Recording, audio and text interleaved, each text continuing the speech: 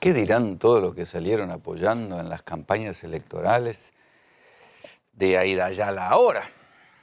Porque hoy la Cámara de Casación Penal, después lo vamos a hablar con Néstor Espósito, un tribunal que venía fallando a favor del gobierno. Curiosamente, invirtió, parece que algo están olfateando ahí en Comodoro Pi, y hoy, por primera vez, un fallo de la Cámara de Casación fue contra el oficialismo. Está bien, ustedes me dirán, cuatro de copa en el esquema de lo que es el poder en la Argentina, sí, pero no tanto.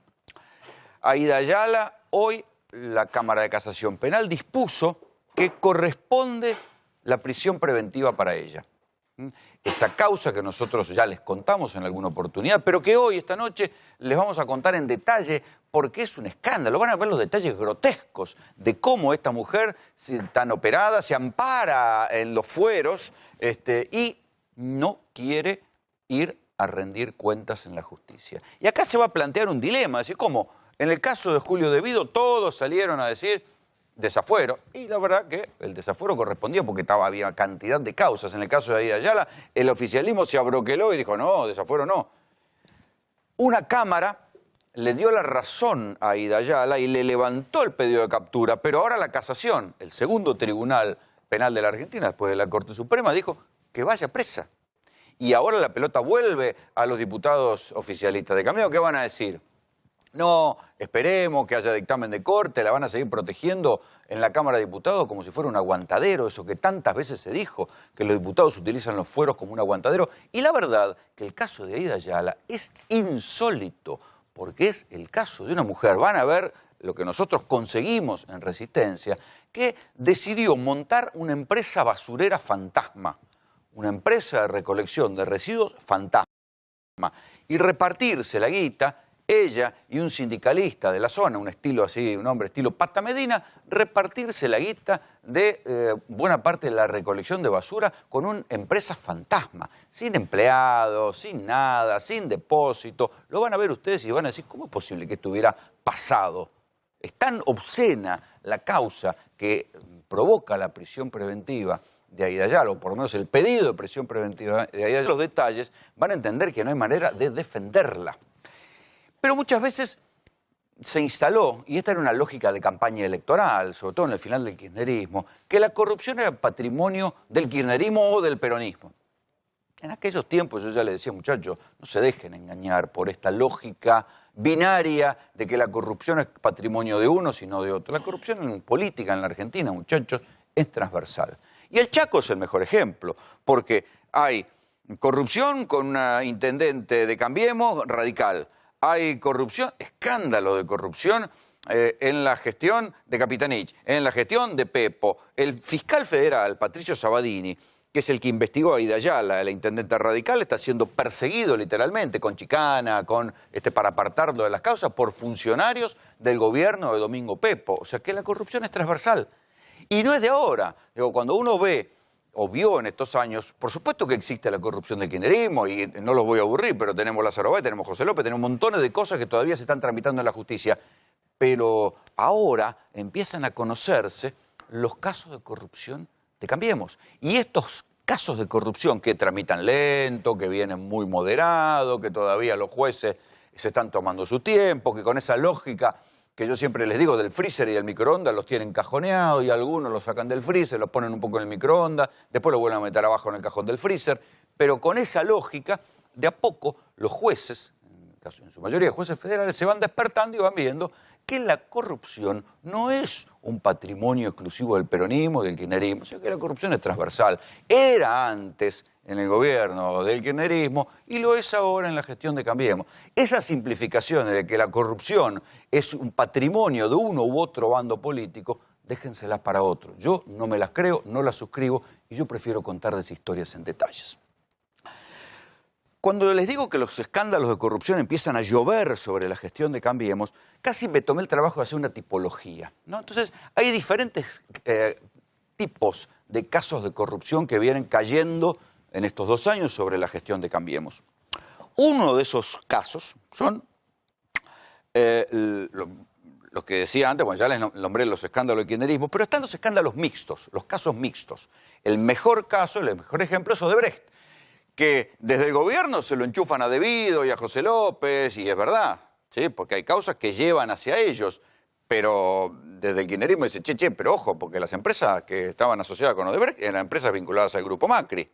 ¿Cómo es esto? El soterramiento del Sarmiento tenía que ver con IEXA, que era de Angelo Calcaterra, el primo de Macri. Entonces, es un tipo de escándalo mixto. Hay otros escándalos que tienen que ver con los intereses privados del Grupo Macri. Paso a recordarles el blanqueo, la manera en que modifican el decreto del blanqueo para incluir a los parientes de los políticos. Esto que permitió que los hermanos de Macri blanquearan millones de dólares.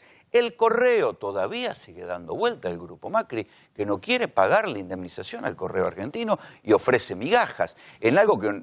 Esto no es solo un análisis o una opinión. La propia fiscal Graciela Boquín dijo que era un acuerdo ruinoso para el Estado argentino, lo que ofrecía el propio Grupo Macri, y se armó tal escándalo que lo tuvieron que frenar. Los parques eólicos, era un pasamano en una sociedad fantasma a una empresa de Sideco. El Grupo Macri se termina quedando, Sideco es una empresa del Grupo Macri, se termina quedando en un pasamano con una utilidad de 48 millones de dólares y a su vez con una licitación que no hubiera ganado nunca. Parques eólicos que si se presentaban como Grupo Macri no los hubieran ganado nunca. La termina ganando una empresa, esa empresa después se la termina vendiendo a ellos y ellos se terminan quedando con parques eólicos.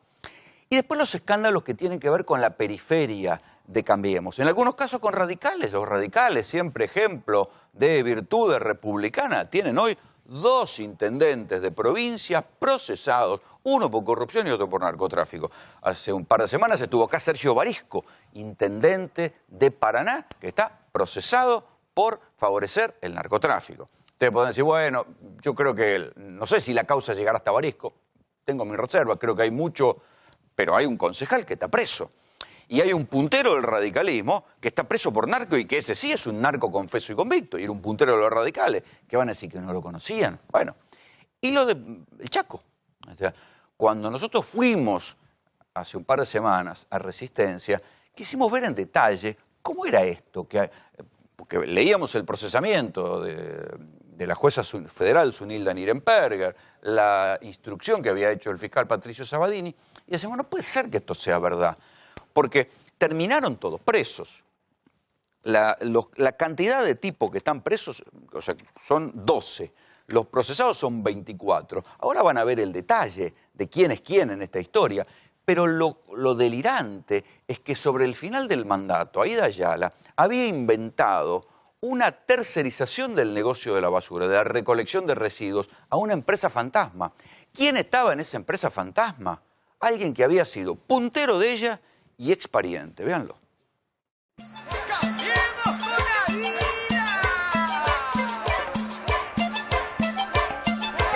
La intendenta de una capital de provincia, un pariente pillo. Vengo a pedirle su voto porque estoy candidato a diputado nacional. Un sindicalista histórico, una empresa fantasma, un negocio millonario que duró poco. Y el escándalo de siempre, quedarse con dinero público en una provincia pobre. La jueza federal del Chaco le dictó la preventiva y un embargo de 200 millones de pesos.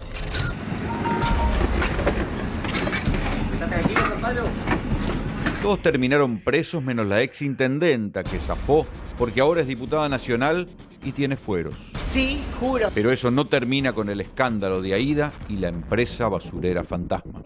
Es toda una madeja económica, empresaria, política y creo que de saqueo. Asumo con orgullo y por tercera vez consecutiva. La radical Aida Ayala fue durante 12 años intendenta de Resistencia, una de las capitales más pobres de la Argentina. Cambiando puntos con Aida Ayala. Sobre el final de su tercer mandato, poco antes de presentarse como candidata a gobernadora del Chaco por Cambiemos, Ayala decidió cambiar el sistema de recolección de residuos en Resistencia.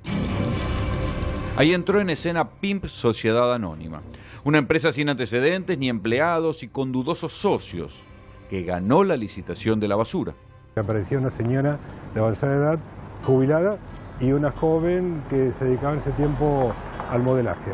La modelo ahora interesada en la basura se llama Fátima Rigacio y resultó ser esposa de Daniel Fischer, alguien a quien la diputada Ayala conoce muy bien. Fischer es un hombre muy cercano a la ingeniera Ayala, era el jefe de campaña de la campaña electoral del 2015, era quien administraba los fondos de esa campaña electoral y además manejaba la fundación que era un poco el motor de propuesta, digamos, de la campaña de Ayala. Y era un contrato que Ayala estaba haciendo en el final de su mandato. Así es. Yéndose. Sí, se estaba yendo. Y lo estaba haciendo con su círculo más cercano. Este muchacho, este Fischer, ¿tenía algún antecedente en el rubro basura? ¿Tenía alguna experiencia? ¿Hay algo serio en todo esto o era solamente un esquema para recaudar plata? No tenía ningún antecedente, fue creado poco antes de que se llamara licitación. Una empresa basurera fantasma, algo nunca visto. En cualquier ciudad las empresas recolectoras de residuos tienen camiones ploteados, talleres, depósitos. PIMP no tenía nada de eso.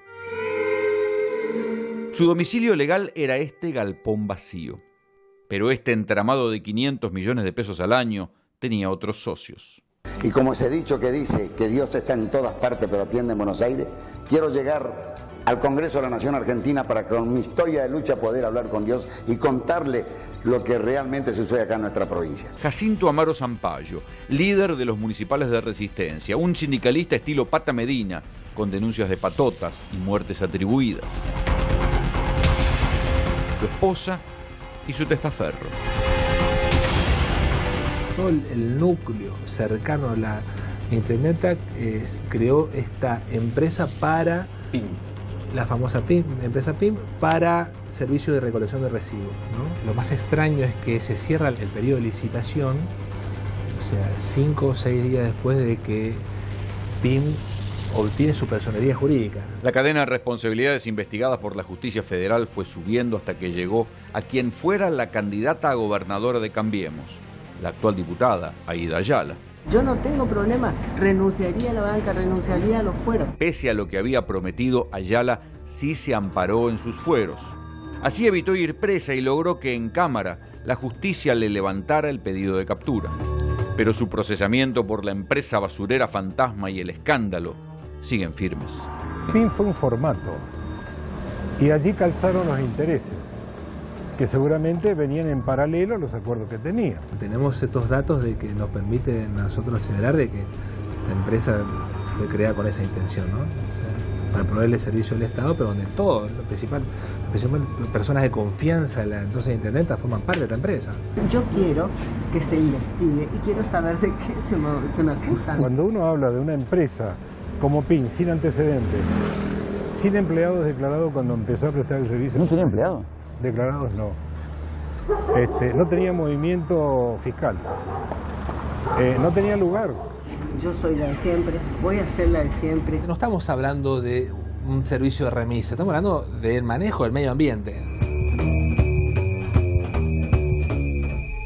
Bueno, muchachos, en la lógica esquemática de este país, esto parece un escándalo típico de un gobierno de gestión peronista.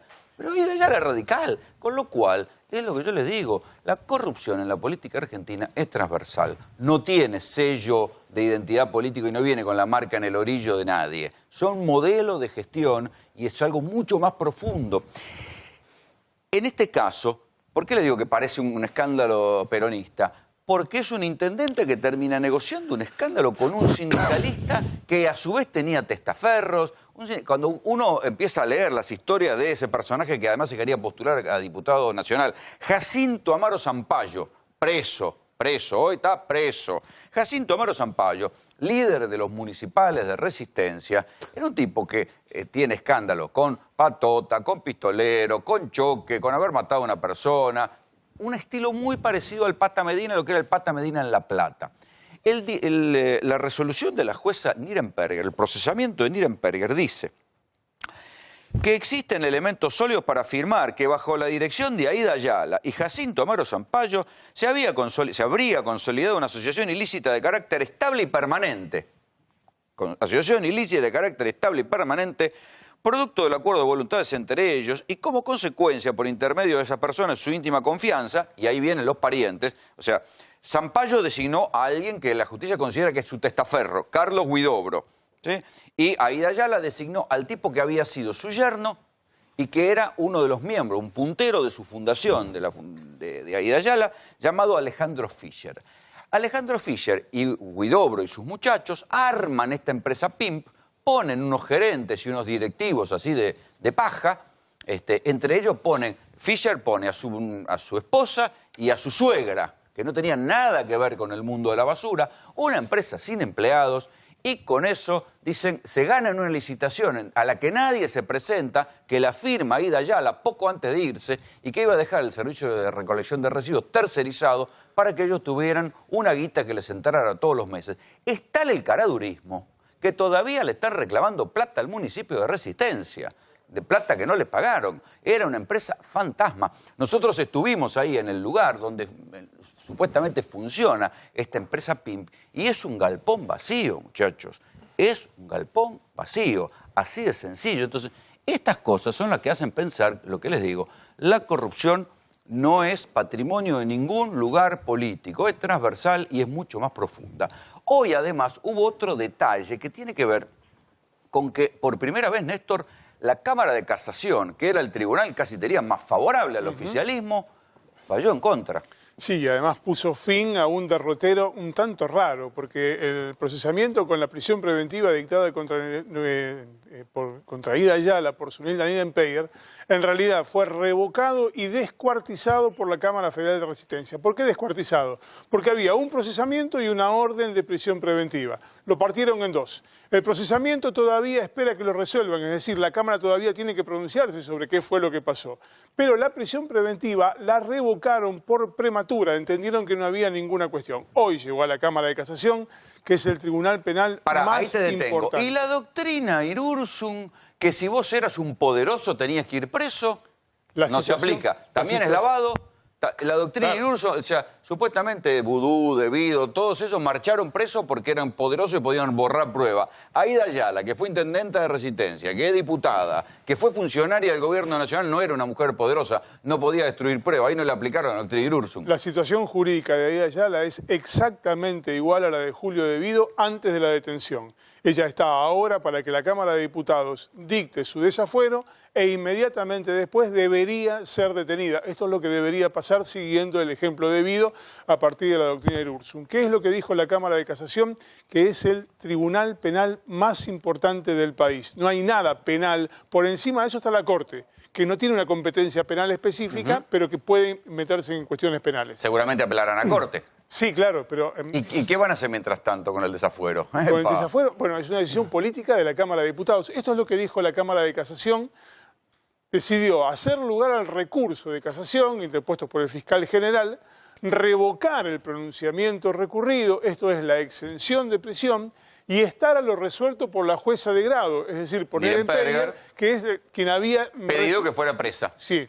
Hay un dato fundamental acá. El fiscal Raúl Ple había pedido que nada de esto ocurriera, que se parara a la espera de que se resolviera en la Cámara Federal de Resistencia a ver si le confirmaban o no el procesamiento. Es decir, patear la pelota para adelante. La Cámara tomó el toro por los cuernos y dijo, no hay nada que esperar, vamos a volver a ordenar la detención. ¿Y saben por qué la casación, que insisto, es un tribunal que ha sido muy amigable con el gobierno hasta ahora, tomó esta decisión?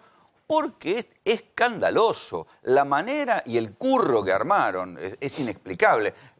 Cuando un intendente licita la basura, ¿qué hace? Contrata una empresa, la empresa tiene camiones, y se sabe, los camiones son de tal empresa, cobran más caro, cobran más barato, se critica muchas veces a Covelia, que cobra caro, hay otro que cobra más barato, algunos tienen la recolección de residuos municipal, pero los camiones existen y están en un lugar. Esto acá, la empresa que ganaba la recolección de residuos era como una especie de tercerizadora de otras empresas y en el medio, claro, cada vez salía más caro. Estamos hablando de Resistencia, una de las ciudades con mayores niveles de pobreza de la Argentina. ¿Es necesario robar la plata de la recolección de residuos en Resistencia, inventando un curro con la basura y con la tercerización y con camiones fantasma?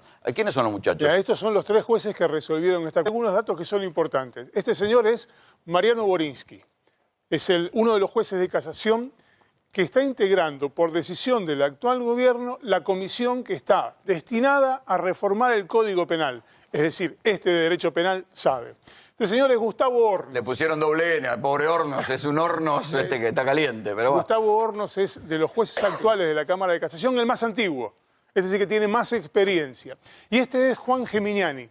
Juan Geminiani es uno de los jueces polémicos. ¿Te acuerdas? El escándalo de los plasmas. Bueno, el escándalo de los plasmas, primicia. Este señor hoy fue sobreseído por la Cámara Federal en esa cuestión en la que estaba acusada por la fiscal Paloma Ochoa de haber puesto presa a una empleada arbitrariamente. Es decir, es un tribunal de los duros, con gente que de derecho penal sabe y sabe mucho y que además nadie puede sospechar que esté operando políticamente a favor, ninguno de justicia legítima, precisamente. No, nada que ver con justicia legítima. Por eso digo, si estos muchachos, la casación, que insisto, era un tribunal bastante favorable en sus dictámenes al gobierno, dijo no, que Aida Ayala vaya presa, es porque es lo que les digo, cuando uno va a Resistencia descubre que eso es un escándalo impresentable. Y si no, escuchen esto que nos dijo en su momento cuando fuimos al Chaco el fiscal federal Patricio Sabatini.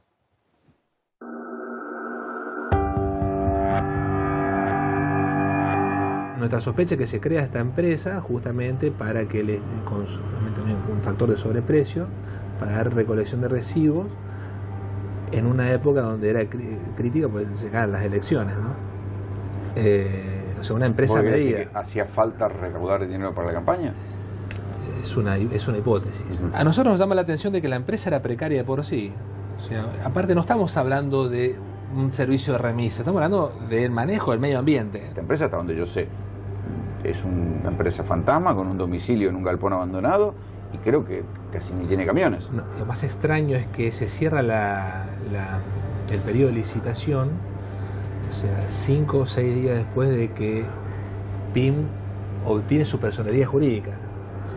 Aparte de los primeros titulares, estamos hablando de una persona que es la madre de su asesor político, ¿sí? Es la esposa de su asesor político. Ah, directamente figuraron en la empresa. Como titulares de la empresa, o sea, sin ningún tipo de antecedentes empresariales, ni siquiera empresariales, y la persona de confianza del asesor político. O sea que técnicamente la intendenta Ayala le dio la recolección de basura a una empresa donde había parientes. Exactamente. ¿Y esto fue votado en el Consejo Deliberante? Y bueno, ese es otro detalle, o sea, no fue sometido el filtro republicano y democrático del Consejo Deliberante, o sea, fue prácticamente por contratación directa. Exactamente. O sea, todas las personas de confianza, la intendenta, de la entonces intendenta, formaban parte de la empresa. ¿Pero y el sindicalista aparece en PIM? No. El sindicalista con su nombre no, pero sí a través de Huidobro. ¿Y cuál es el vínculo entre Huidobro y el sindicalista? Bueno, es una persona de confianza, ¿no? Viene ya, o sea, el detalle de la foto es solamente un detalle, pero por ejemplo comparten algunos vehículos, incluso el sindicalista, que nosotros lo tomamos como indicio, en un accidente de tránsito, bueno, colisiona, mata a una mujer en la ruta, en un accidente de tránsito, y bueno, la camioneta que manejaba, el titular era una empresa de Huidobro, por ejemplo. O sea, hay un señor que se llama Carlos Huidobro, que es un empleado municipal que hoy tiene cuentas offshore. Tiene una cuenta offshore, pero también de un nivel de un crecimiento exponencial Qué bien que le va a la gente del Chaco. Sí, sí, bueno, la verdad, con la presión fiscal que hay. Muy bien, muy bien.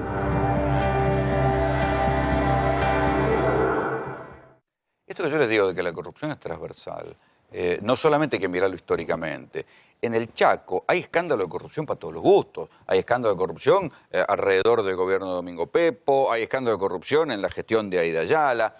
Este mismo fiscal, Patricio Sabatini, lo quieren apartar de una causa donde está investigando los manejos en el PAMI del Chaco y en otras causas que tienen que ver con el gobierno provincial. Entonces le inventan causa. Por ejemplo, hay una causa muy divertida de José Sánchez, que es el subsecretario de Justicia Sustitucional del gobierno de la provincia, que se queja porque Sabatini está intentando averiguar, está mirando otros expedientes porque hay una causa que lo involucra. Entonces se dice, no, me está persiguiendo. De esta manera es como los fiscales que investigan, cuando no son amigables con el poder local, los quieren sacar del camino. ¿Sí? Los quieren sacar del camino haciendo estas cosas, ¿sí? Sacándolos con chicanas legales. A todo esto, Néstor, ¿qué dijo Aida Ayala hoy?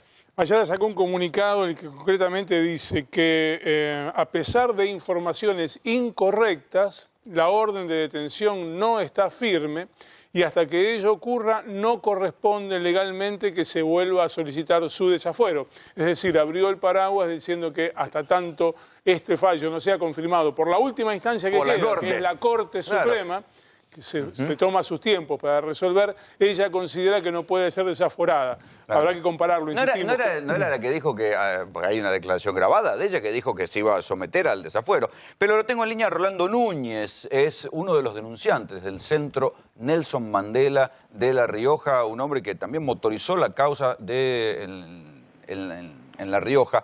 Rolando Graña te habla, ¿cómo te va? Buenas noches, Rolando. Bien. Contame un poco qué es lo que se sabe o cómo recibieron la noticia de lo que pasó. Y hay un fuerte impacto en la opinión pública acá en Chaco. Nosotros comenzamos a investigar la concesión de la recolección de residuos sólidos domiciliarios y los no convencionales en los primeros meses del año 2015 y dimos a conocer a la opinión pública el documento con las conclusiones el 9 de mayo de ese año. Ahí describimos todo el contrato de constitución o formación de PIM, sus integrantes, sus inscripciones. Sin entrar en detalles jurídicos, Rolando, sí. ¿PIM era una empresa trucha, una empresa fantasma o no? Era una empresa que no tenía antecedentes en la recolección de residuos, recientemente creada antes de ser adjudicada con los dos contratos que de punta a punta significan 500 millones de pesos, con vigencia hasta el año 2023, y nosotros lo que planteamos en la opinión pública es justamente que había una notable desproporción entre el servicio que tenía que prestar esta empresa y el precio que se le tenía que pagar en función de el costo final que significaba. O sea, cobraba caro, ¿qué decís vos? Un sobreprecio extraordinario, porque con anterioridad a este sistema, la propia municipalidad levantaba las basuras. Por lo tanto, no tuvimos ninguna duda de que estábamos en presencia de un posible acto de corrupción. Hubo un impacto mediático. Ahora, Chaco en general y Resistencia, corregime si me equivoco, pero ¿no son de las provincias con mayores índices de pobreza de la Argentina? Es la provincia que presenta los peores indicadores sociales, económicos, sanitarios y educativos, conjuntamente con Formosa, del total de provincias de la República Argentina. Y de ahí la inmoralidad de estar robando plata pública, ¿no? La corrupción nunca es neutra. Ahí se explica que, por ejemplo, los comedores escolares estén cerrados y que los valores de las raciones que en este momento tienen para los comedores escolares son propios de los países de posguerra. En este sentido, hay que entender cuál es el proceso y el avance de la corrupción. Nosotros lo vemos desde el 2005 en la provincia del Chaco, cuando asume quien era gobernador, Ángel Rosas. Evolucionó intensamente el fenómeno de la corrupción, que no solamente se hizo transversal, sino integral, porque comprometía a los dos partidos políticos al bipartidismo, o sea, el peronismo y el radicalismo, porque Cambiemos no existe en la provincia, sino que se apoya en la estructura del radicalismo. Y hace 2 años dimos a conocer a la opinión pública que el nivel de corrupción en la provincia del Chaco superaba los estándares de los países emergentes, que implican más o menos un 30-31% en todo lo que sea compra de bienes y servicios para el Estado. O sea, el 31% de sobreprecio de lo que compra el Estado va para la corona, digamos, para el choreo. Era. Estamos en situación de hipercorrupción en este momento. Rolando, te agradezco mucho el contacto, te mando un abrazo. Buenas noches. Esto es lo que yo les decía, y también Rolando Núñez lo dice, no hay un propietario político de la corrupción. Hay gestiones corruptas que pueden estar en cualquier lado y no hay que confundirse. Pero también esta tipología que yo les hacía más temprano sobre la corrupción y los casos de corrupción que están lloviendo en la gestión de Cambiemos, había como algunas variantes, ¿no? Y algunos casos de corrupción tienen que ver con funcionarios, en este caso radicales o periféricos de la Alianza Cambiemos, y otros tienen que ver con negocios privados, pero del grupo de origen del presidente Mauricio Macri. Uno de esos escándalos, que también está teniendo un curso judicial en la justicia federal, no son denuncias periodísticas que quedaron a nada, son cosas que van avanzando en la justicia federal porque empiezan a aparecer los documentos, tiene que ver con un pasamano de, ¿cuánto? 48 millones de dólares en parques eólicos.